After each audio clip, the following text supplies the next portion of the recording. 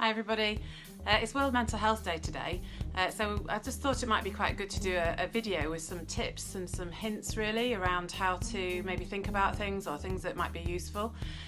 If we think about mental health as a continuum, so we move up and down it depending on how we are and how we're feeling and what's going on around us, that can take a little bit of pressure off in terms of whether our mental health is good or whether it's bad. Because we're all going to have tough times, and we're all going to have times when we're not functioning as well as we could, and life is difficult. So that for me really helps to think about where I am on that continuum each day and what I can do to help myself. One of the things we talk about a lot in therapy is about our self-talk, so what do we say to ourselves in our own heads? And often people are talking to themselves in a way that they would never dream of talking to anybody else. It can be quite negative, quite critical, not much room for manoeuvre. So thinking about, what are you saying to yourself in your head? How are you supporting yourself? How are you helping yourself and cheering yourself on? If at times you're not doing that and actually you're setting yourself up all the time to be a failure or that you're not good enough, all of those things, then obviously when you set out to do something, you almost fulfill that prophecy. Now, changing your self-talk isn't a quick win. It takes a lot of time, it takes some persistency, but even if you get it changed once in a day or once in a week, that's going to make a bit of a difference. And even if you don't believe it, what you're saying to yourself, and it's more positive stuff, then that can be that doesn't really matter, because eventually your mind and your body will start to respond and react in a different way to how you're talking to yourself, as it does when you're talking to yourself negatively. The second thing I wanted to say was around booking time out and actually doing something you enjoy.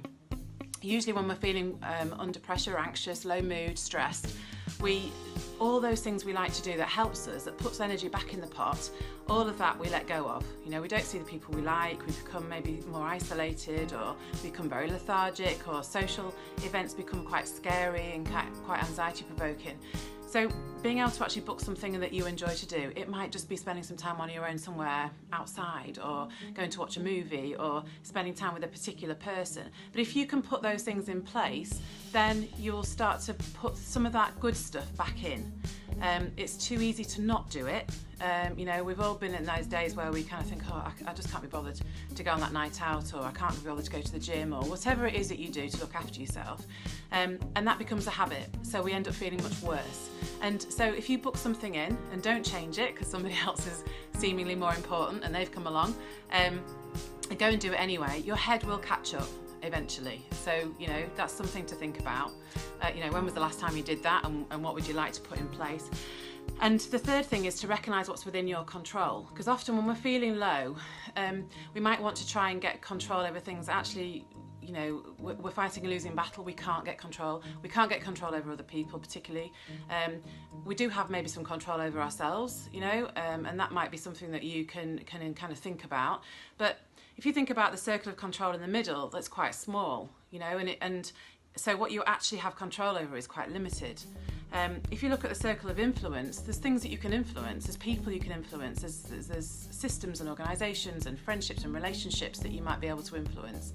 And your circle of concern on the outside edge, which we hear a lot about from young people, which is the focus of World Mental Health Day today, and we hear a lot from adults, lots of worries about things that are very much beyond their control, world concerns, conspiracy theories, what's happening in America, political issues, what's happening with Brexit, all of those things, which we're probably all fed up of hearing about, and that's being fed by what's on the radio, what's on the TV, what's on the internet.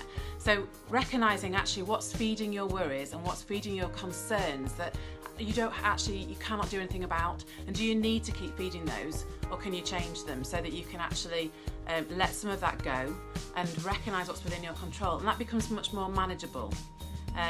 If we could all influence all of those things, then that would be great, but in reality we have very limited control over that. So look at what you can control, and the people that you spend time with, and all of those things, and what job you're in, and that kind of stuff, and see if there's things that you want to make changes to that mean that you feel more in control. Because often with anxiety, And with low mood, you know, we get the what ifs and we get all those kind of, you know, thought processes that come in place that just make us feel low, really, and that we don't have any of that control over our lives. So 3 things. So think about your self-talk and how are you talking to yourself, and can you talk to you as if you are someone you love, which would be great. Think about booking something in that helps you, that you maybe you haven't done for a long time, that would really help put some energy back in the tank or in the pot. And then also think about what do you actually have control over, and what can you let go of that you maybe don't have control over. I hope you all have a great day, and I hope this has been helpful. If it has or it hasn't, then, you know, by all means leave me a comment and let me know. These are just themes that we hear a lot when we're working with people, and I just thought it might be worth sharing.